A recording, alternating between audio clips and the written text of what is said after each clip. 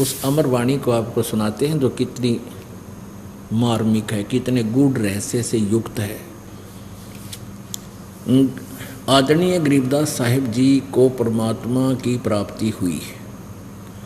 परमेश्वर स्वयं आकर के उनको गांव छुड़ानी, जिला झज्जर, हरियाणा प्रांत, भारतवर्ष में वो स्वयं परमेश्वर पूर्ण ब्रह्म, परम अक्षर ब्रह्म एक साधु रूप बनाकर गरीबदास जी को खेतों में मिले, जिसमें गरीबदास जी अपनी ही गायों के पाली थे, गवाले थे।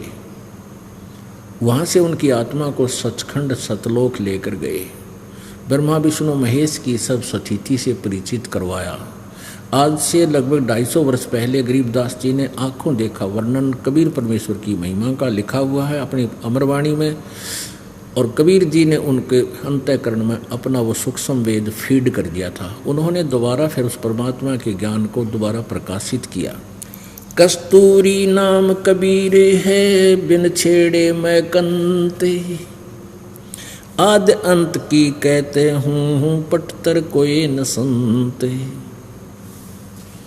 कस्तूरी नाम कबीर है।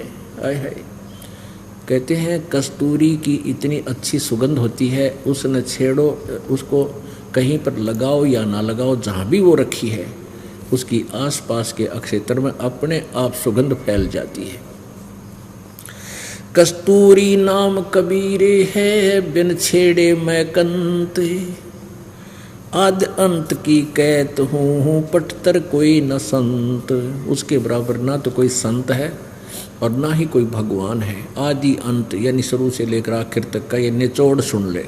चिदानंद चंदन कला अवगत लहर उठनते, जिन आकार अजोख पद त्रिकुटी में दिखनते, नैनो मद निरखत रहे अवगत नाम कबीर, बेड़ा पार लगाए हूँ सुरत सरोवर तीर।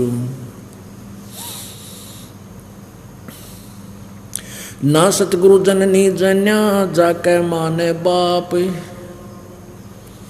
अब गरीबदास साहिब जी आंखों देखा बता रहे हैं कि वो कबीर परमात्मा जो सतगुरु रूप में यहाँ आते हैं, यथार्थ ज्ञान देते हैं।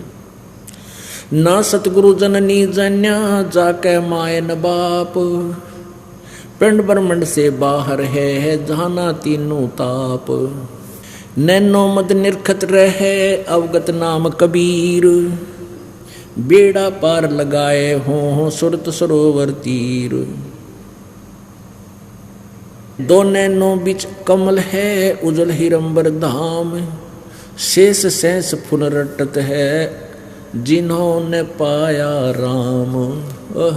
कहते तुम क्या साधना करते हो, जय राम राम राम जय जय राम, सीताराम राधे श्याम, राम राम राम राम। कहते इस राम राम के करने से यदि तुम्हें भगवान मिल जाता तो शेष नाग जी 1000 उसका मुंह है फन, और एक फन में 2 जीव हैं, और एक बार में वो 2000 बार राम राम जब पैर उससे दिन का लाग रहा जब तक जन्म हुआ है, आज तक तो उसने राम मिला कोई नहीं। यानी गुण तीनों की भक्ति में ये भूल पड़ो संसारे, कहे कबीर निज नाम बिना भाई कैसे उतरो पारे। निज नाम यथार्थ मंत्र, यथार्थ भक्ति मंत्र नाम के बिना तुम पार नहीं हो सकते। गरीब शेष 88 ना गए, 2400 पर चोख, 3300 पर तलब है कोई बकरा कोई बोक। क्या बताते हैं कि ना तो ये 88,000 ऋषि पार हुए, और ना ये 24 अवतार और 33 करोड़ ये देवता, इनके ऊपर भी काल का जाल है, काल का फरमान इनके पास आता है, काल का तलब है, और ये 84 लाख योनियों में धक्के खाते हैं, भटकते हैं। कोई बकरा बनता है, कोई बोक बनता है। एक बार जब राजा युधिष्ठिर जी ने यज्ञ की थी, अश्वमेध यज्ञ की थी, इसलिए कि मेरे को ये भयंकर स्वप्न दिखाई दे रहे हैं, ये किसी प्रकार ये 3 ताप का कष्ट मेरा हरण हो, दूर हो। तो श्री कृष्ण जी के बताए अनुसार साधना की गई थी और उसमें एक यज्ञ की गई थी और उसमें एक टर्म एंड कंडीशन रख दी थी कि सभी संत ऋषि महापुरुष देवता सभी को आमंत्रित करो और जब सब भोजन खा लेंगे, भोजन जब खा लेंगे तो ये एक शंख रख दिया अलग से, एक सुसज्जित स्टेज बनाकर एक आसन पर कि ये शंख अपने आप बजेगा। यदि शंख बज गया तो समझो आपकी यज्ञ पूर्ण होगी, यानी तुम्हारा संकट निवारण हो जाएगा, अन्यथा नहीं होगी। तो उस यज्ञ में कौन आ गए थे? 33 करोड़ देवता, 88,000 ऋषि, 12 करोड़ ब्राह्मण और ब्रह्मा विष्णु महेश गुप्त रूप में, और साथ में ये ज्योति निरंजन काल भी अन्य रूप धारण करके आ गया था और सभी ने भोजन कर लिया था। वो शंख नहीं बजा। तब श्री कृष्ण जी में प्रेरणा दी परमात्मा ने अपनी स्थिति को जीवित रखने के लिए। तो श्री कृष्ण जी ने भी भोजन खा लिया था। अब युधिष्ठिर जी ने पूछा, प्रभु हमारे पाप गणे हैं, हमने बहुत जुल्म किया महाभारत के युद्ध में, जिस कारण से हमारी यज्ञ पूर्ण नहीं हुई, शंख नहीं बजा और सभी ने भोजन खा लिया। प्रभु हम घने पापी हैं। श्री कृष्ण जी ने कहा था, भाई इसमें शंख बजाने वाला कोई साधक है ही नहीं, और ये जितने दिखाई देते ना अपने, ये भक्त नहीं है, ये ऋषि, ये मोक्ष मार्ग को पर नहीं लगे हुए ब्रह्मा, ये सभी देवता जितने 33 करोड़ देवता, 88,000 ऋषि,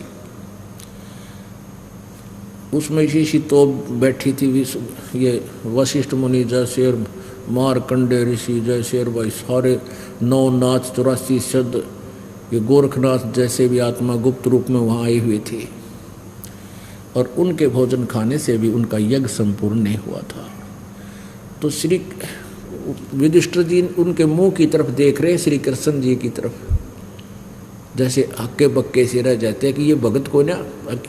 श्री कृष्ण जी में मालिक ने प्रेरणा दी, कबीर जी ने, और श्री कृष्ण जी बोला कि भाई ये भगत को नहीं, ये तो सारे 84 लाख योनिया में गधे कुत्ते सूर बनेंगे। अब युधिष्ठिर के उनके मुंह की तरफ देख रहा, जैसे आंखें फट जाती हैं। कृष्ण जी समझ गए कि ये मेरी बात में यकीन नहीं कर रहा। श्री कृष्ण जी ने कहा कि युधिष्ठिर मेरी बात पर यकीन नहीं है। अगर नहीं जी, ऐसी कोई बात नहीं हो सकती, आप जो कहो सच्ची ना हो, पर मेरी बुद्धि छोटी है। मेरे न्यूना जसदी ऐसे तोब बैठे, ये 33 करोड़ देवता, 88,000 ऋषि, 12 करोड़ ब्राह्मण जो चारों वेदों को कंठस्थ किए बैठे, और यहाँ बैठे इंद्र के लोक की बात बता दें। कृष्ण जी बोले ये जंत्र मंत्र कर सके, इनका मोक्ष नहीं हो सकता। तब नाद यकीन होता दिखा तो श्री कृष्ण जी ने अपना आशीर्वाद हाथ वो वहाँ पर वर्तमान सभी ऊंचे ऊंचे आसन पर बैठे नो जच का कति ना धो कर एक गच अच्छा भोजन खाना था, तो यूँ बैठे उनको यूँ हाथ कर दिया सबकी तरफ एक बार, और फिर कहा कि देख युधिष्ठिर, इनकी आगे आने वाले जन्मों की सची थी।